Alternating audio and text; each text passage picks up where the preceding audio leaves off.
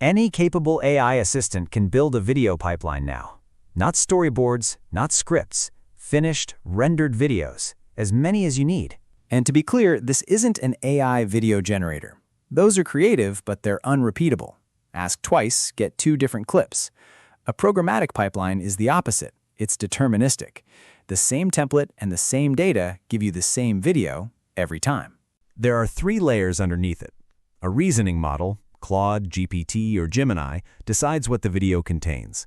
A tool layer, Shotstack's CLI or MCP server, gives it hands. And Shotstack's rendering API turns those decisions into real video files. Here are the 7 best practices we've seen hold up in real production pipelines. 1. Set the assistant up first and match the tool to where it lives. Coding agents in a terminal, Claude Code, Codex, Cursor, get the CLI. 2 commands, install it, then add the official agent skill. Don't skip the skill. It's the part the agent actually reads. Chat assistants get the hosted MCP server instead. And your own production code calls the API directly. 2. Design once, render at scale. The agent writes one template, you watch the preview, and you approve it once. From then on, every render is that approved template plus a fresh row of data. The reason matters. An agent composing free-form JSON makes every creative decision fresh every time, so video 40 looks nothing like video 4. A template spends the creativity once at design time when you can actually review it.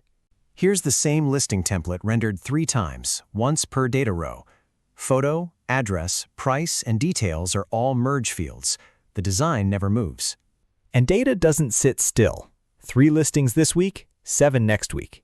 When the row count changes, don't have the model guess. Have it write the generator, a small script that turns each row into a clip. Starts are computed from the data, and lengths just say auto, so the API measures each row's audio. The timing logic still lives in code you can review. 3. Use the assets that carry the visual quality. Most of the distance between a plain render and a polished one comes down to a handful of asset types, so name them explicitly in your instructions. Styled text is rich-text. Captions are rich-caption. Motion graphics are HTML5. Background audio is an audio asset on its own track. One default worth adopting everywhere: give your text a stroke. White copy with a black outline stays readable over any footage the data hands you. Watch it hold as this background goes from near white to near black. Captions aren't decoration. 69% of people watch video with the sound off in public. Rich-caption generates word-synced captions from a subtitle file or straight from another clip's speech, with karaoke and pop styles built in. And for anything past styled text, the HTML5 asset renders a self-contained page inside your video, with GSAP, anime.js, D3, and Lottie already loaded. Animated charts, kinetic openers, styled mockups, this entire video is built from them. 4. Work from the footage you have. Most agentic editing today isn't text-to-video fantasy. It's footage in, video out. Event recordings, walkthroughs, game film, user uploads. And the quality is decided before the edit is composed, by which seconds make the cut. So make it a stage in the pipeline. A multimodal model watches the raw footage first and decides which seconds to keep. Find the strongest 8 seconds of 30 is exactly the judgment a vision model is good at. Then trim to that moment. 3 habits for anything entering an edit. Time it with auto, never a guess. Host it where the render can reach it. Temporary hosting that cleans up after itself works well. And review stock pulls like everything else. 5. If your pipeline needs AI-generated assets, generate once and place them as B-roll. The Edit API can generate inline during the render, but generated output is non-deterministic.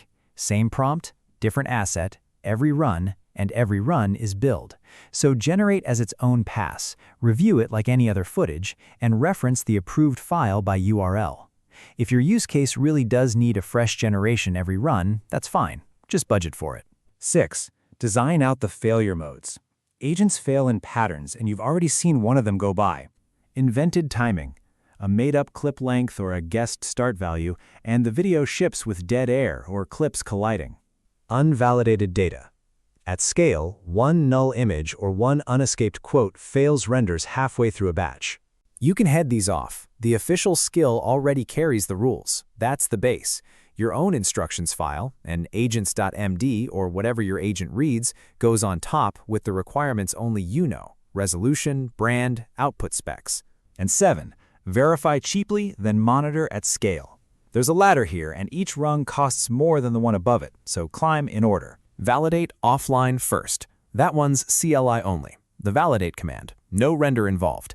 It catches schema errors, overlapping clips, fonts that never loaded, unreachable URLs, and broken JavaScript inside an HTML5 asset. The agent fixes what it finds, validates again, and only then spends anything. Then preview in Studio. This is the part people don't want to do. Most of us would rather hand the whole thing to an agent and walk away. But you get a real timeline in the browser. Scrub it. Fix a clip that lands early. Restyle a caption. Move the logo off the edge of the frame. Those are judgments a person makes faster and better than a model. You approve it once. From then on, the agent runs the pipeline on its own, and every render comes out of a template a human already signed off on. When it comes back done, check a poster frame instead of downloading the whole video. And at volume, let webhooks watch the renders instead of polling. So here are the 7 practices to keep in mind when you design an agentic video pipeline. Set it up first. One template, many renders. The right asset types. Real footage, watched first. Generate once, reuse everywhere. Name the failure modes, and verify before you spend. The full guide is linked below, and getting started is free at shotstack.io.